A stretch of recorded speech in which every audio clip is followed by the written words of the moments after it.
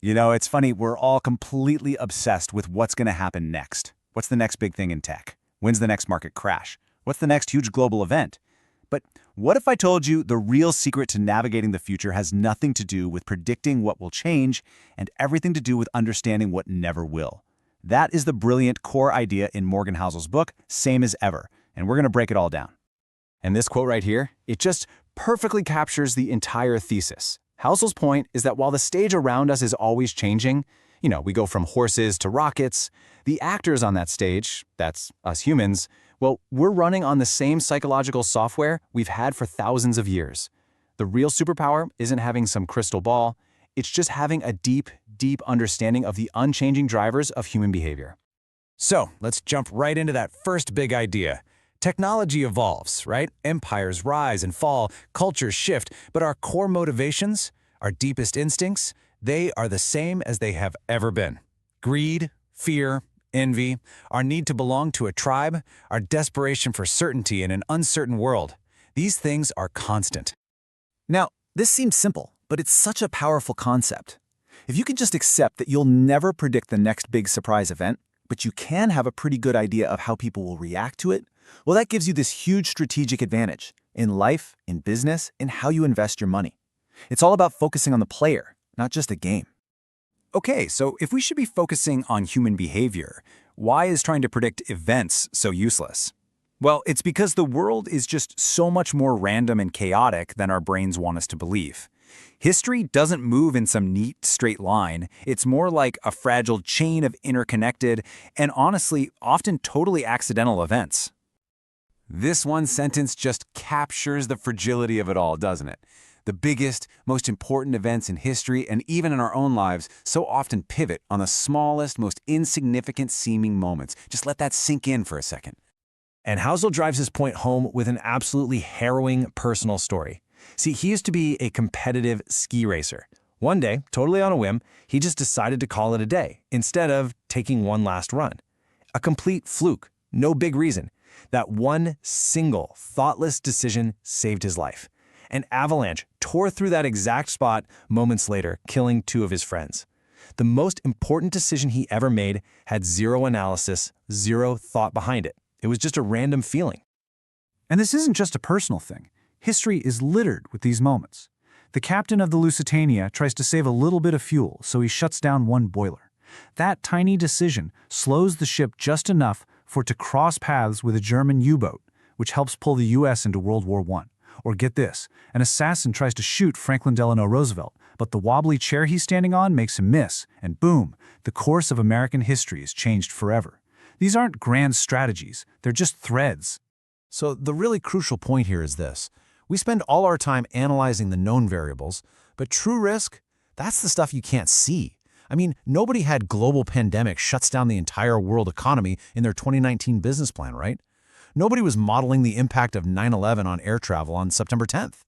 Risk is the surprise. It's what you never see coming. Okay, so if the world is so unpredictable, why do we keep trying to predict it? Well, this brings us to the next layer of the puzzle, our own brains. The world isn't just unpredictable on the outside. It's being run by the irrational, emotional, storytelling machines on the inside. All of us. We love to believe that we make our decisions based on data and logic and reason, but the truth is we are creatures of narrative. A really compelling story, one that connects with our emotions and our biases, will almost always win against a spreadsheet full of data that says the opposite. Every single time. And there's no better example of this than Robert McNamara during the Vietnam War. As Secretary of Defense, he was the master of data. He had all the charts, all the body counts, all the stats that pointed to an American victory. But what the spreadsheets couldn't measure was the story, the unquantifiable will, the morale, and the sheer motivation of the Vietnamese people to fight for their homeland. The data was right, but the story was more powerful. And in the end, the story won. You know, Jeff Bezos gets at this exact same idea. He says that when a customer's story, an anecdote, contradicts all your internal data, you should probably trust the story, because it often reveals a deeper truth that your metrics are totally failing to capture. You could say stories are just data with a soul. So, you take an unpredictable world, you fill it with these irrational, story-driven humans, what do you get? Well, you get cycles. You get patterns that repeat over and over again, not because the specific details are the same, but because our human nature is. An economist named Hyman Minsky absolutely nailed this with his financial instability hypothesis. Now, it's a fancy name for a really simple, timeless idea. Stability is destabilizing. The longer things go well, the more comfortable and optimistic we all get. And here's how that cycle works. First, you have a long period of good times. That leads to optimism, and that optimism makes us forget what real risk even feels like. So we start taking on more debt, making riskier investments, and stretching ourselves way too thin. Our collective optimism and our risk-taking, that's what plants the seeds of the next crisis. The boom literally writes the script for the bust. This is probably my favorite line from the whole book because it just perfectly summarizes this entire cycle. When everything feels safe, when everything feels predictable, that is precisely when we should be the most on guard, because the biggest risks are born from the belief that there is no risk. So what in the world are we supposed to do with all this information? The goal isn't to become a cynic, not at all. The goal is to shift your focus from prediction to preparation, right? You can't predict when the next hurricane will hit or how strong it'll be, but you can build a house that's strong enough to withstand any weather. You can keep an emergency kit ready to go. It's the same idea. So let's get practical. How can we make these timeless ideas actually work for us in our own lives? Well, we can focus on those unchanging behaviors, like greed and fear, when we're building a business or an investment plan. We can expect the unexpected by building a margin of safety, which is just a fancy way of saying saving cash for all those surprises we can't possibly forecast. We can learn to be a little skeptical when everyone around us is euphoric, because we know that calm plants the seeds of crazy.